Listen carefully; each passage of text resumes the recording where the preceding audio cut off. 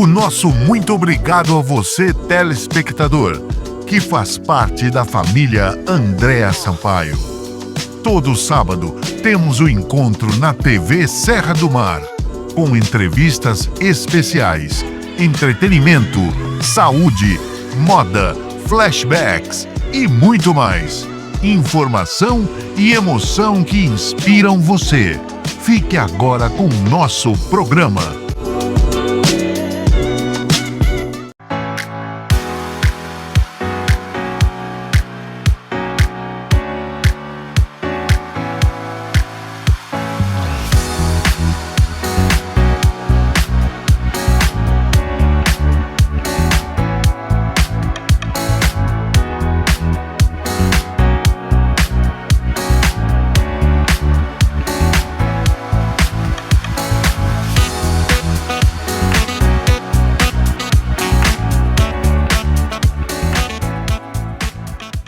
Programa Andréa Sampaio no ar e hoje a entrevista é com ele. Vamos falar sobre o universo, metafísica, um assunto complexo. Jairo Alves. Programa Andréa Sampaio hoje com uma presença ilustre. O querido Jairo Alves, integrador de sistemas, aposentado, que escreve, tem como hobby escrever sobre temas metafísicos. Tudo bem, meu querido? Tudo bem, boa tarde, Andréa, boa tarde, telespectadores da TV Unisantos. Seja bem-vindo. Bom, para começar, a curiosidade, né? Quando foi que você começou a escrever? Já sei que foi por hobby, mas a partir de quando? Olha, eu comecei a escrever assim que eu me aposentei, por volta assim de 2008, 2009 mais ou menos. E vem cá, quantos livros até hoje? Na realidade, eu escrevi um livro, só que esse livro estava tão grande, estava tão complexo, porque o tema é difícil, que um editor que veio ver o livro, conversar comigo, ele sugeriu quebrar em vários. Aí esse livro acabou virando 5 livros, que eu já publiquei. Eu estou para publicar o 6º esse ano ainda, até o meio do ano, e o 7º no ano que vem. Uau! E diz pra gente, o que significa TBB? É a teoria do Big Brain, é a teoria do grande cérebro. Esse seria o título do meu primeiro livro, que acabou virando um dos 7 nessa coleção. E em que área exatamente do estudo se enquadra esse livro? São metafísicos, são livros metafísicos. Eles buscam o princípio de tudo. O que seria a razão de ser das coisas, o que deu origem das coisas. Geralmente a metafísica, ela é dividida em outros ramos, mas vulgarmente a gente diz que tudo aquilo que busca a causa, o princípio primeiro das coisas é metafísico, porque vem antes da física. E o que precede, qual seria a área do estudo que vem aí, que precede a metafísica? O que seria isso? Não existe uma área que precede a metafísica. A metafísica, ela é entendida erroneamente. Geralmente, porque meta significa depois, as pessoas dizem aquilo que vem depois da física, mas não é depois, é aquilo que está além, está acima, que vem antes, que deveria preceder a física para a física existir. Só que já tem formalmente instituída algumas disciplinas, algumas matérias para cuidar da metafísica, que são a ontologia, a etimologia, a cosmologia. Não existe uma área específica para os temas que eu abordo, exatamente do jeito que eu abordo. Então, eu estou também sugerindo a criação de uma nova área que eu vou falar mais adiante quando tocar no livro pertinente a ela. Agora uma dúvida, por que metafísica? De onde veio esse interesse e onde você foi buscar tanto conhecimento? Primeiramente, quando eu entrei na adolescência, eu comecei a me preocupar com aqueles temas. O que é a vida? O que é a morte? O que acontece depois da morte? E toda vez que eu buscava uma explicação, na minha ignorância, eu encontrava respostas piores ainda. Uns diziam que o mundo aconteciam as coisas por acaso, que é um lado defendido pela ciência, que as coisas acontecem casualmente, outros que tinham uma razão para tudo, que tinham uma causa, mas nenhuma das respostas me satisfazia, porque elas eram conflitantes. Aí eu comecei a pesquisar. Eu pesquisei onde eu podia. Eu conversava com os amigos, nos livros, na escola, jornal, revista.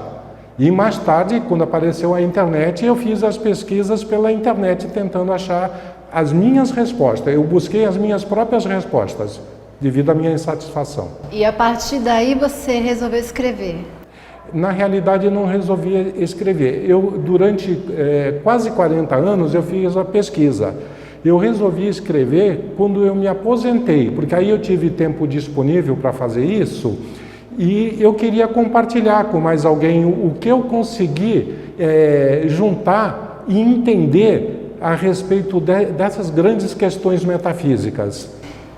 Você falou que era um livro apenas e ele foi subdividido em 7 edições. Você reeditou, né? Na realidade, não foi uma reedição, porque é uma modalidade nova de publicação que o livro não existe ainda. Ele só existe depois que a pessoa compra. Ele é impresso sob demanda. Ah, é? Uhum. Seria, como se daria o nome para isso? O nome disso é autopublicação e impressão sob demanda. O livro fica guardado num computador da editora. Assim que a pessoa compra, ela pagou, o livro é impresso e é remetido para a casa da pessoa. Ou então a pessoa pode comprar o livro digital, o e-book. A grande vantagem disso, primeiro, que o autor não gasta dinheiro nenhum e é ecológico. A gente não derruba árvore para fazer papel e depois ninguém gosta do livro, ele vai parar no lixo, vai parar num guarda-roupa, numa garagem, em algum lugar. É uma segurança, né, para todo mundo. Sim, é uma segurança e esse sistema cresceu muito, porque qualquer pessoa pode publicar um livro agora no mundo inteiro sem gastar um tostão, sem grandes prejuízos ecológicos e monetários.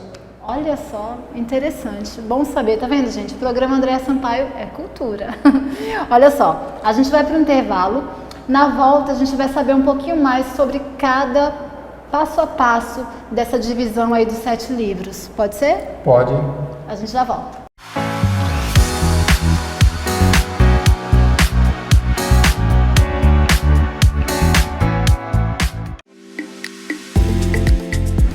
Na Audioderma, você encontra profissionais e tecnologias de ponta, consolidando seu nível de excelência. Sempre buscando representar um diferencial muito importante no bem-estar e na qualidade de vida de seus pacientes. Atualmente, a Audioderma está preparada para receber você de forma única e especial. Somos especialistas em técnicas avançadas em dermatologia e otorrinolaringologia. Possuímos 3 pilares fundamentais: propósito, missão e valores. Seja muito bem-vindo à Audioderma.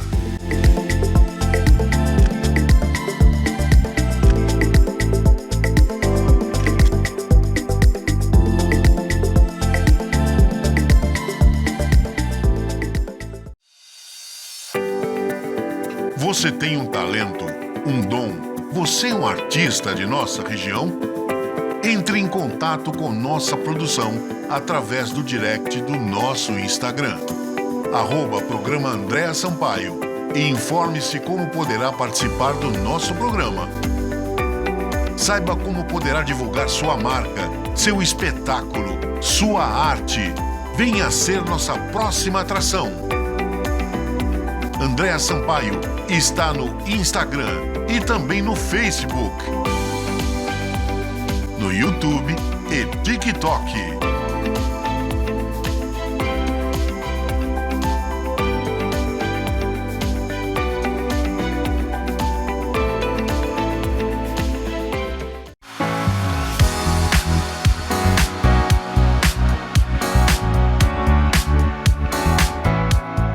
Voltando, o assunto é com ele, Jairo Alves. Muito inteligente, um assunto incrível que chama a atenção de quem está aqui gravando e quem está aí assistindo, eu tenho certeza. Me conta uma coisa, a gente pulou a parte da tua jornada, né? O começo, Aproveita que a gente voltou agora do intervalo, se apresente, me explica como é que tudo começou. Você já falou aqui das suas inspirações. Continua, dá uma geral pra gente. Meu nome é Jairo Alves, como você sabe, eu nasci em Santos, no dia de Santos, em 1956, faz muito tempo. E eu comecei a trabalhar com 19 anos na Embratel, que era uma empresa do governo que trabalhava com telecomunicações. Eu primeiro fui operador de rádio, depois eu passei para a área de desenvolvimento de sistema, depois para a área de integração de sistemas, que era chamada de engenharia comercial. Passei por outras empresas de comunicação e me aposentei na antiga Telesp, mas já era Telefônica também na engenharia comercial na área de sistemas. E ao longo da minha vida eu fiz diversos cursos. Eu comecei com administração, que eu fiz na FASEX, da Unisantos. Depois eu comecei a entrei no segundo ano de Ciências Contábeis, mas aí eu parei e fui fazer pós-graduação em Análise de Sistemas. Exatamente por causa do meu interesse na metafísica, porque eu associei os sistemas, por causa de uma coisa que aconteceu com os professores que me direcionaram, com a engenharia de sistemas. A associação me fez fazer a pós-graduação em análise de sistema e migrar para a área de desenvolvimento de sistema. Posteriormente, aliás, nessa área de sistema, eu fiz muitos cursos na área de engenharia de sistema, desenvolvimento de sistemas, tudo, e aí eu acabei percebendo que eu precisava conhecer mais da integração de sistemas. Eu consegui migrar para a área de integração de sistemas, chamada engenharia comercial, área de telecomunicações, que integrava sistemas na Embratel. E foi a partir dessa integração que eu consegui pegar a palavra-chave, ou melhor dizendo, a chave para poder criar a teoria de Big Brain e todo esse pensamento que envolve ela, toda essa demonstração de viabilidade que eu faço da teoria do Big Brain, que eu ainda não disse o que é, né? E o que é? O que é? Boa pergunta. A teoria do Big Brain, ela pressupõe que o universo é um gigantesco cérebro, feito única e exclusivamente de pensamento. E esses pensamentos são materializados por ele mesmo. Essa visão do universo ser um grande cérebro não é minha, não é nova. Quem assistiu o Homem de Ferro 2 deve se lembrar que numa ocasião o vilão, conversando com a Pepper, ele joga umas bolinhas que projetam um holograma, ele fala, olha o universo holográfico que ocupou a sala toda. Ele fala, opa, me desculpe. Ele faz assim com a mão, afasta umas peças e fala assim, não, agora sim, esse é o meu cérebro. Nossa, interessante. Quem navega pela internet, gosta de astronomia, dessas coisas, de metafísica também, vê alguns posts que eles comparam fotos do cérebro com o universo, para mostrar a similaridade. E fora isso, nos Estados Unidos, o professor Seth Lloyd, do MIT, que está desenvolvendo o computador quântico do MIT, ele também tem uma teoria que o universo é um grande processador. Já no meu livro, eu apresento as razões para considerá-lo mais do que um grande processador. A capacidade de processar a gente sabe que ele tem, porque tudo é feito em cima de processo no universo, seja no micro ou macrocosmo. Mas eu digo, não é um processador que é acidental como eles querem que seja. É um grande cérebro. E eu demonstro a viabilidade disso passo a passo na minha teoria do Big Brain. Por isso que eu digo que a teoria do Big Brain ela foi feita para responder a pergunta: o que é o universo? O universo parece ser um grande cérebro. Pelo menos as evidências mostram isso. São 40 anos de estudos, não é isso? Sim. E de lá para cá, eu sei que você foi buscar, lógico, aí na tecnologia, recursos para fortalecer esse teu estudo. Mas você como escritor, porque você acaba sendo um escritor, lógico, não só um estudioso aí, né, do nosso universo, do sistema, mas como é que você vê hoje, deixando um pouquinho de lado aqui a continuação do teu livro, só para eu não perder o raciocínio, a leitura, os jovens hoje, a leitura física, claro que a gente depende da internet, mas como é que você tem, qual é a tua visão sobre isso? Eu vejo o seguinte, não tem grande diferença entre o analfabeto e aquela pessoa que só lê porcaria, ou então só lê literatura de lazer. É ótimo literatura de lazer, a gente tem direito de tê-la para se divertir, para passar o tempo, tudo mais.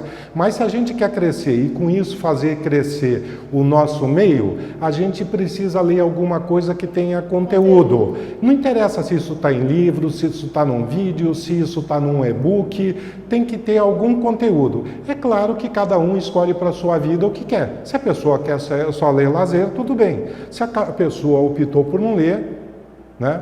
Tem gente que já falou que detesta a leitura. Nossa, Tá aí. mas assim, você acha que o vídeo hoje substitui uma boa leitura? Os vídeos?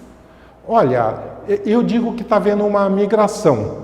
E com o tempo, fatalmente, o livro em papel, a leitura vai continuar. Só que ela vai mudar de meio. Ao ficar no papel, que é antiecológico, a gente vai acabar tendo o livro digital. Por enquanto está num momento de transição. O livro não vai morrer, ele está em transformação. Ele está virando digital. E o digital vai prevalecer. Entendi. É evolução, né? Sim. Que faz parte do universo. Sim. A transformação. Sim.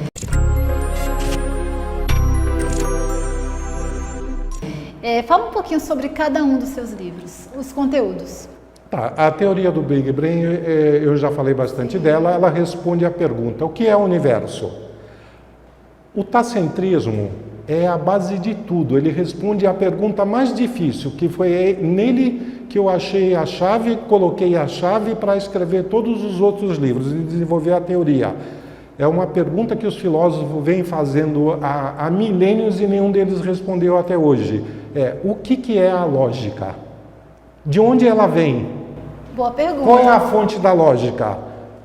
Eu sei que você já foi programadora. Sim. E tem um monte de gente que está assistindo a gente, trabalha com sistema, a gente sempre fala da racionalidade, a lógica está em tudo, a lógica da natureza. A lógica é o que faz a gente entender tudo. Mas de onde que ela vem? É claro que eu não vou dizer. Se alguém quiser, vai ter que ler o livro. Por quê? Mais importante de eu falar do que é a lógica é eu provar isso, é eu demonstrar isso, é eu ter argumentos convincentes. Então, o meu livro, a finalidade do livro Tacentrismo é convencer a pessoa que esses argumentos são evidência suficiente para demonstrar que aquilo é a fonte da lógica e que a lógica é aquilo que eu estou dizendo no livro. Próximo tema, o eu.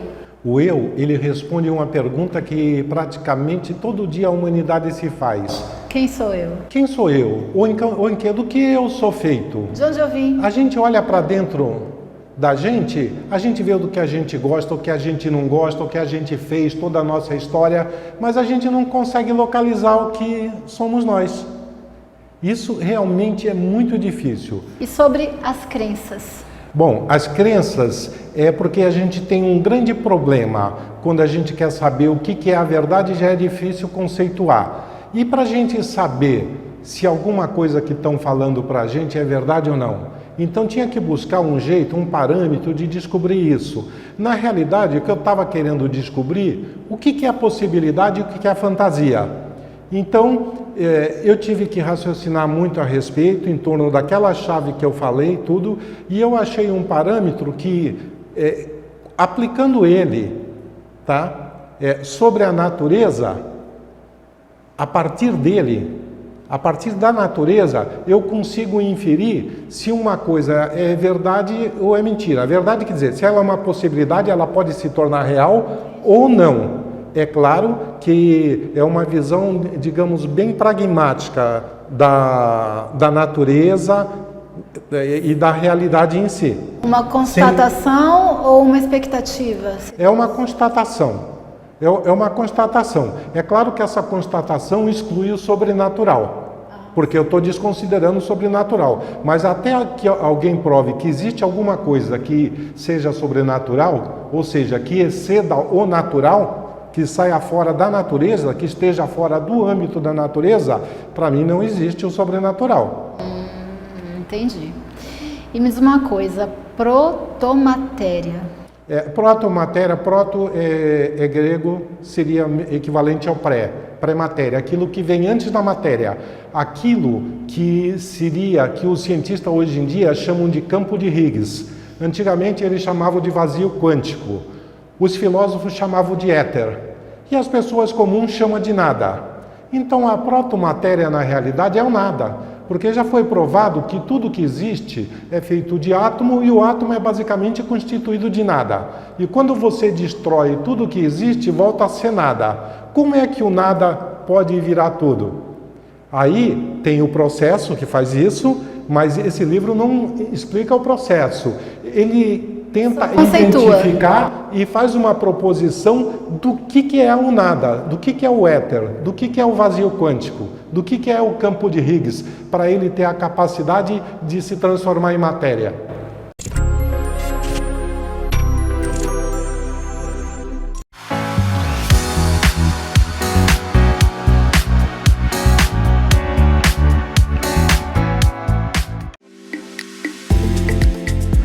Na Audioderma, você encontra profissionais e tecnologias de ponta, consolidando seu nível de excelência. Sempre buscando representar um diferencial muito importante no bem-estar e na qualidade de vida de seus pacientes. Atualmente, a Audioderma está preparada para receber você de forma única e especial. Somos especialistas em técnicas avançadas em dermatologia e otorrinolaringologia. Possuímos 3 pilares fundamentais: propósito, missão e valores. Seja muito bem-vindo à Audioderma.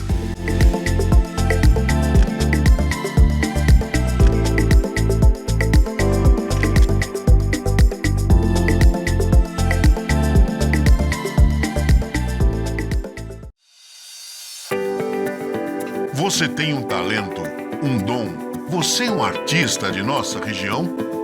Entre em contato com nossa produção através do direct do nosso Instagram, @programa Andréa Sampaio, e informe-se como poderá participar do nosso programa. Saiba como poderá divulgar sua marca, seu espetáculo, sua arte. Venha ser nossa próxima atração. Andréa Sampaio está no Instagram e também no Facebook, no YouTube e TikTok.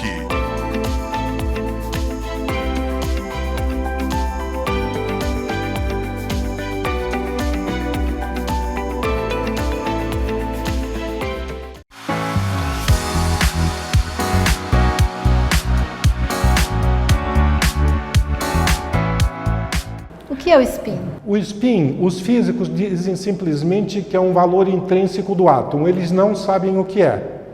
Mas eu consegui, eu não diria descobrir, mas achar uma relação entre ele e o processo de materialização, o processo que cria a matéria e, por consequência, todos nós e o resto do universo.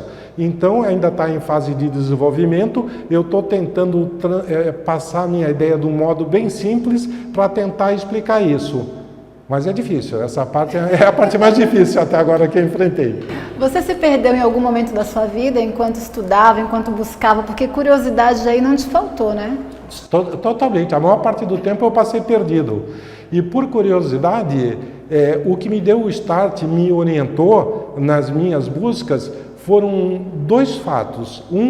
Na Unisantos, eu fazia, na época, administração, o professor Cláudio, que na época não era da reitoria, ele era professor meu de Sociologia e de Problemas do Homem Contemporâneo, ele falou na complementaridade natural.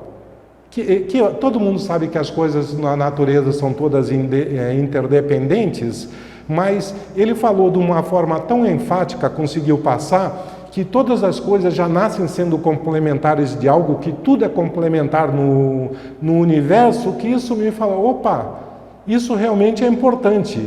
E juntamente com isso veio um outro fato, que foi o professor Glauco, também na Unisantos, que dava teoria organizacional, que ele falou sobre a teoria geral do sistema, de Karl Ludwig von Bertalanffy, um austríaco, que ela dizia que tudo no universo é sistema, tudo é feito de sistema. Desde lá do microcosmo até o macrocosmo, tudo se integra. Então, que a gente devia tentar ter uma visão sistêmica das coisas, integrar a natureza para ver como tudo funciona e para poder explicá-la. Foi aí que, eu falei, não estou tão perdido assim. Agora, eu comecei a ter uma visão mais seletiva.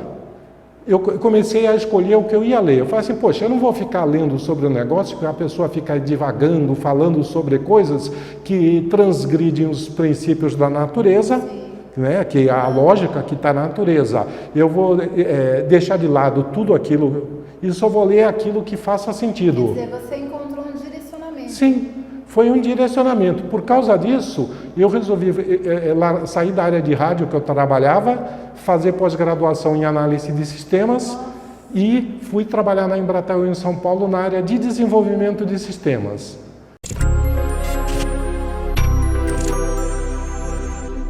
Aí eu fiquei um bom tempo na área de desenvolvimento de sistema, foi quando eu percebi que tinha alguma coisa tão importante quanto o sistema, que era a integração, focar na integração dos componentes do sistema, dos sistemas que compõem a natureza. A integração foi a tua base? Aí eu falei assim, espera aí, vou migrar então para a área de engenharia comercial da Embratel, que ela faz a integração dos sistemas de telecomunicação. Foi aí que eu pleiteei um cargo, eu consegui e depois de algum tempo, focando na integração, que eu consegui descobrir o princípio do tacentrismo, que me permitiu identificar qual é a origem da lógica, descobrir a minha resposta para o que é a lógica e elaborar toda essa teoria do Big Brain que está em todos esses livros aí. Um livro integra o outro. Sim, são complementares. Integração, esse é o tema geral, sim, né? Sim. E tudo na vida funciona na integração. Todo mundo depende de todo mundo, né? Sim, no universo de tudo que você faz resulta numa coisa. Tem gente que diz que isso é a lei do retorno, tem um monte de nome por aí. Mas o fato é o seguinte, a infraestrutura é a integração entre os componentes da natureza.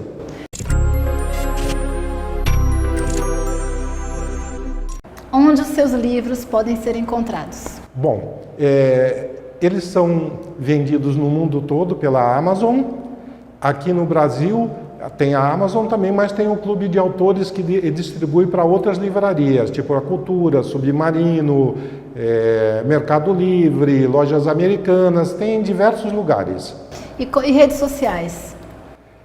Nas redes... Facebook, Instagram? Bom, eu tenho Facebook, tenho Instagram, eu estava num monte de redes, agora eu estou basicamente no Instagram e no Facebook. Como é que está no Face? Como é que a gente encontra? Jairo Alves. Me encontra no Face ou então no Instagram, aí o nome já é diferente porque tem muito homônimo. Eu tenho uma página chamada Escritores e Simpatizantes, um e-comercial, Escritores e Simpatizantes, que lá tem mais de 9.000 escritores, simpatizantes, livrarias do Brasil e do mundo todo, que a gente compartilha nossos livros, nossas experiências, concurso, oportunidade para o pessoal que está começando na área. É isso aí. Gente, Jairo, muito obrigada, tudo de bom, sucesso. E a gente fica por aqui hoje, espero que vocês tenham gostado. O programa foi altamente cultural, um tema muito diferente, né? Que a gente precisa também mostrar esse outro lado aí dos estudiosos. Eu que agradeço a você e a paciência dos telespectadores, que o tema com certeza deve ter fundido a cabeça de muita gente. Obrigada mesmo, viu? Gente, até a próxima, fiquem todos com Deus.